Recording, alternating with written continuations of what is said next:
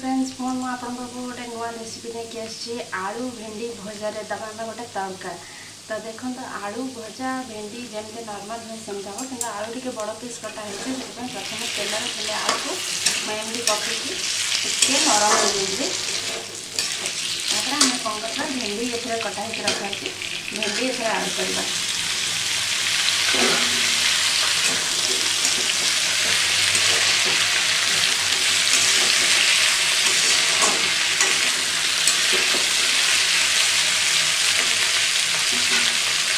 तो ये एपर्यंत लुण हलदी किसी ऐड करेंगे।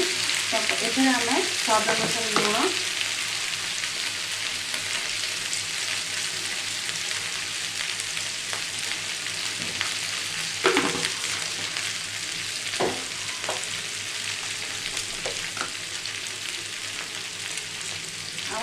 हलदी टी दबा दे आम भलसे मिसई नवा।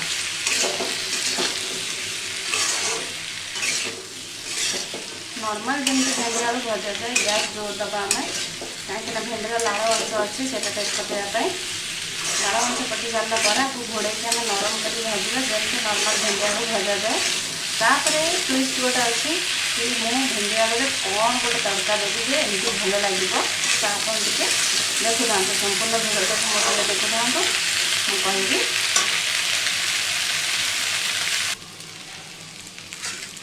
देखो तो आलू भेंडीटा है पूरा भाजी हो आसलाने आगे खाली हल्का सीझ आम एवं कौन करवा गोटे जगह को खाली करना जमा देखो तो तेल ना बहुत कम तेल यूज करी एवं गोटे जगह खाली करना।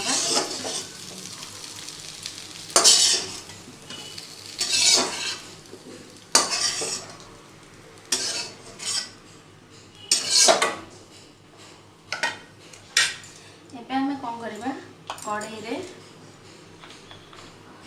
गोटे रु 2 चम्मच भाया टे तेल दबा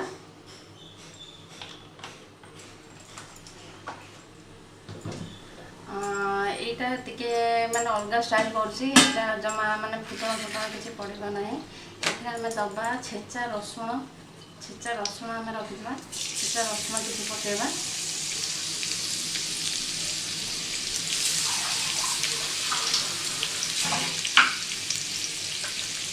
रसुण टी भाजी नवा पूरा बेसी भाजाने अधा टे भाजब टे हल्का नाली पड़ा।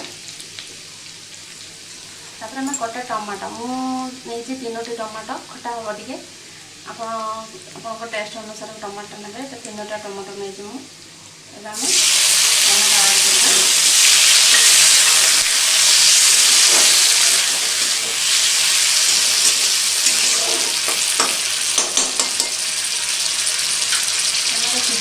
हल्का पानी दबा एवं से ऐड करवा माने टमाटो और रसुण को देखिए ऐड करवा लुण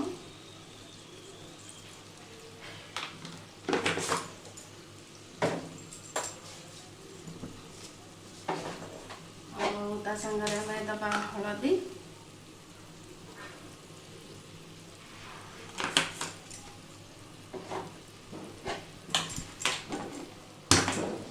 मसला भितर कौन सा मसला ऐड होनी खाली काश्मीर लंका पाउडर दिहब कलर पाई हल्का लंका पाउडर देवी कहीं मुझे बेस राग करी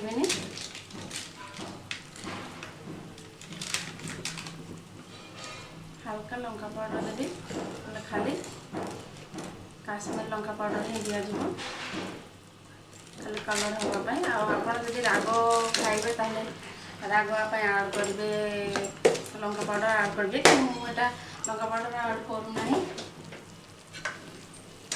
मो पु खाइब बोली मुझे सब टे राग पकई पारूनी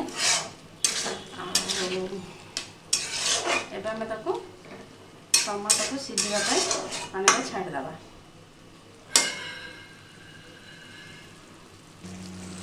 ये देखो तो टमाटो पूरा सीझी आसला आम कौन कर भजाटा को ऐड करदे भल से मिक्स करवा गैस टी बढ़ाई दबा टाइम।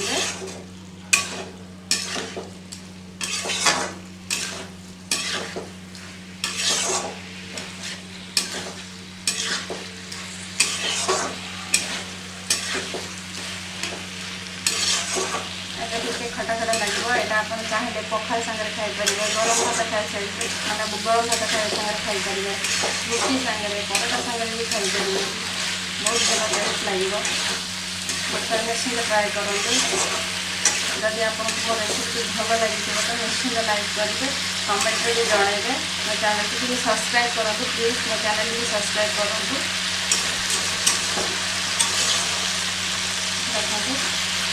देखते मंथ भज आसला, आम घोड़े दबा, घोड़े की सीझा छाड़ा जो मसला और भजा एकाठी हो।